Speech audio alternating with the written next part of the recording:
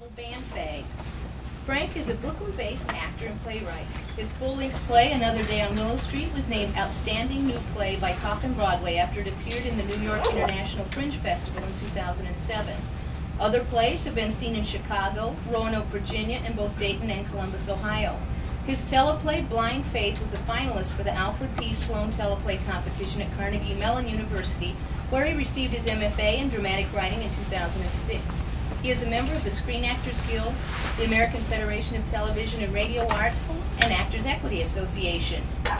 Frank officially began writing in 2001 with his first play, John R., produced here in New York City that same year, starring Tony Award nominee John Tartaglia of Avenue Q.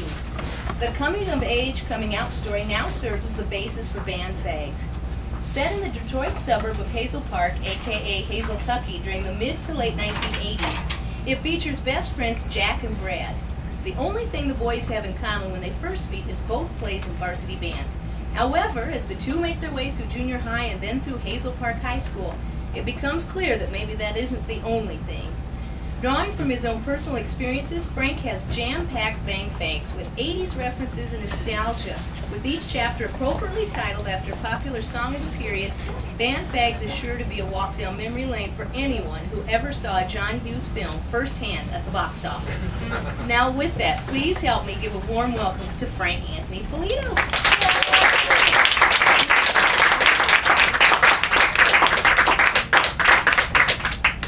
Thank you so much, and I'd like to say thank you to everyone for being here tonight.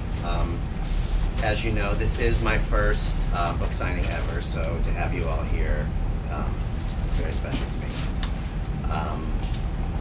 I think most everything that you need to know about the story was covered in the introduction. Thank you so much. So I would like to read this evening from a chapter early on in the novel, which takes place in early October 1984, when Jack and Brad are in 9th grade, and the title of the chapter is She Bop, by Cyndi Lauper, who, as you may know, is up the road at Radio City Music Hall this evening. Otherwise, I'm sure she would be here with us.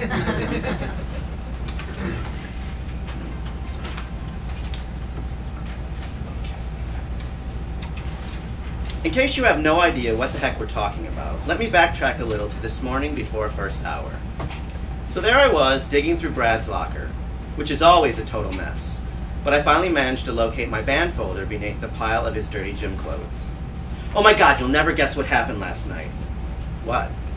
Brad sounded so serious, I was thinking maybe somebody died or something. He practically shoved me aside to hang up his green and gold Warrior marching band windbreaker, panting.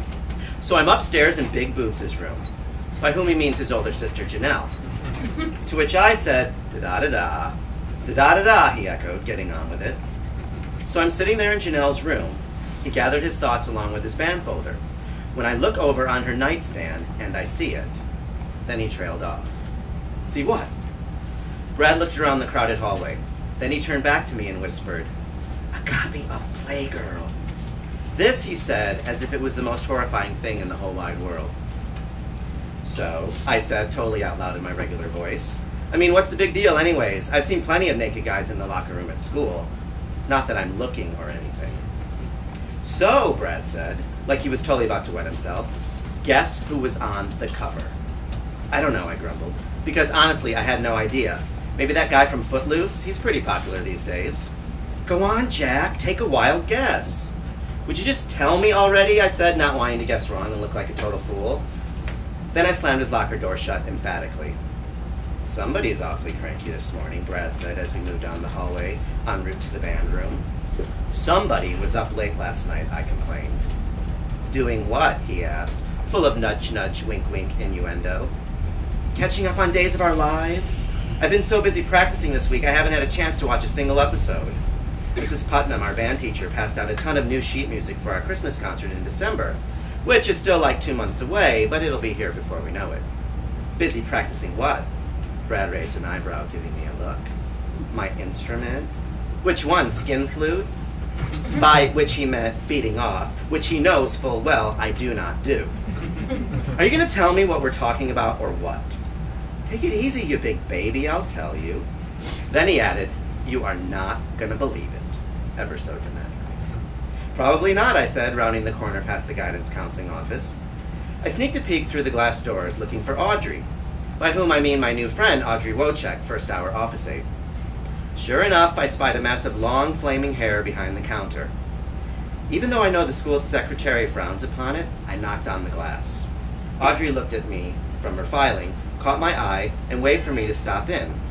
I gave Mickey Mouse a tap upon my wrist as I was about to be late for class, at which point Audrey rubbed the inside corner of her eye with her middle finger. It's a lucky thing I knew she was only kidding around, otherwise I probably would have taken offense. Instead, I waved goodbye and continued down the hallway with Brad, who'd been yakking a mile a minute this entire time. Isn't that incredible? Isn't what incredible, I asked, missing the whole point of the story. Forget it, he snapped, totally annoyed. I hate it when you do that. Then he charged down the hallway ahead of me. Brad, I said, I thought you were going to tell me who's on the cover of your sister's Playgirl, which, that got his attention, and around he spun. Would you shut your big fat trap, he hissed. How would you like it if I told the whole school about your parents' sex drawer? By which he meant the bottom drawer of my mom's dresser, where this past summer we somehow found this dirty paperback called Pretty Penny when Brad was over spending the night, which was all about this slutty teenager named, what else, Penny, and her sexual misadventures.